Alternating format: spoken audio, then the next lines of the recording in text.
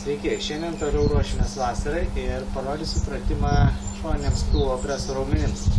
Jei atliksime paprastai, jums namie tiesiog reikės susirasti 5 arba 8 litrų talpos butelį, prisipildyti jį pagal savo galimybės ir darysim pasilenkimus į šoną su buteliu. Atsistojam pečių plotyje, butelį pasiemam vieną ranką, kitą pasidedam už galvos ir leidžiamės įkvepiam, keliamės iškvepiam.